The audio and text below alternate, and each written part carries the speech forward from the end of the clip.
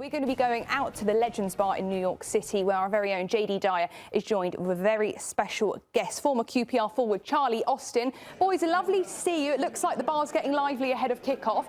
Charlie, it must be so great to see all this support for QPR in the US. I think it's amazing, if I'm honest. Like, if you think about it, why would you support QPR? Like, you could go and support the top teams in the Premier League, of course, right? But the roller coaster of emotion of supporting the R's is brilliant. I just think it's fantastic. It's such a warmth club. And let's be honest, I mean, the Legends Bar in New York, having a jolly up, really, guys. Charlie's being super modest. No, he's being super modest. When he walked in here, if you had heard the noise, the way the bar went up to another level, a second Charlie went in there, and what was his response? Go on!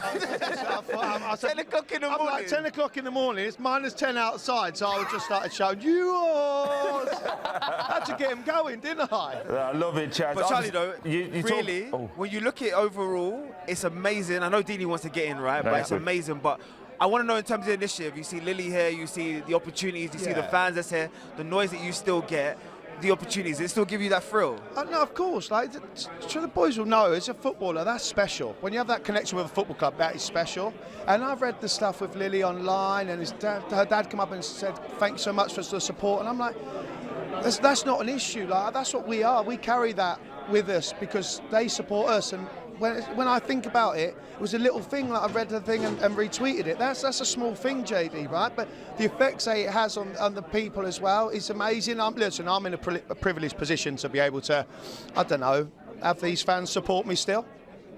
Yeah, hey, Chaz, I just wanted to talk again to Lily and to back in 2020 when you went back to the club, mate. You obviously had a big fan initiative, didn't you, to bring it back to the Premier League days. How does it feel now, full circle in New York with the fans around you, and you was at the part of it? I know you're never going to give yourself a pat on the back, but I'm going to do it for you, mate.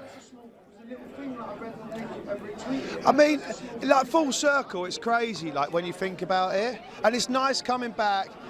Listen, I know, you know, as a centre forward, you know when you've done your job because my numbers stand up for itself, and that is the thing. But to have a team and a fan base to support you still, I'm basically retired now. I'm done.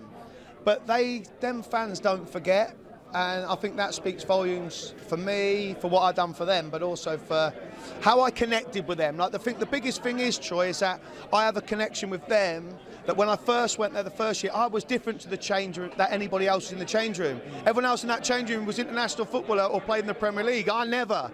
And me and my wife Bianca, we kind of bought into QPR and they bought into us. So it's just worked perfectly, really.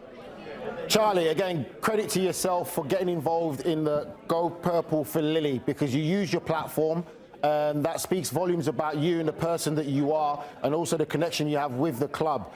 Looking at the club now, how do you feel about QPR this season so far and the form that they've shown? For the last 2 games, I won't lie, I'm a bit frustrated because at Stoke, that's a good point to go to Stoke. That is a good point. We all know it's a tough place to go. But I'm expecting to go to Oxford and win. Like, that's no disrespect to Oxford, but I'm expecting to go there and win. We're QPR, we're trying to go in a different direction to Oxford. So I was disappointed in that one. But I go back to the bit in the summer when I met Julian the first time. He said to me, he's got 150 games that he's watched on the laptop.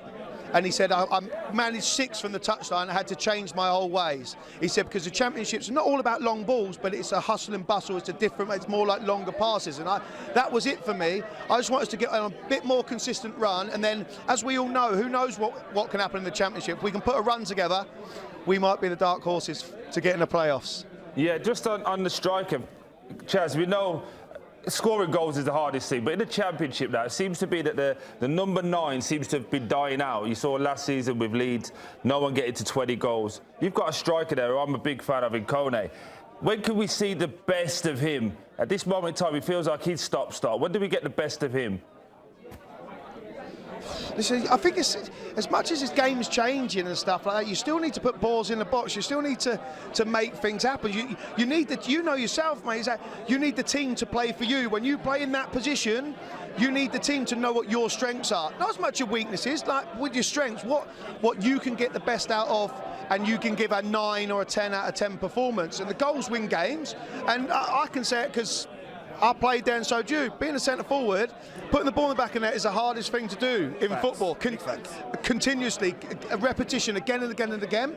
So I feel like when the team start playing for the centre forward, then they've got every chance. Ball's in the box. You've seen them. You've seen what his record is and how you get the best out of him. When QPR can start doing that and they have the centre forward putting the ball in the back of the net, they've got every chance. Charlie, obviously you've played for the club. You're surrounded by QPR fans.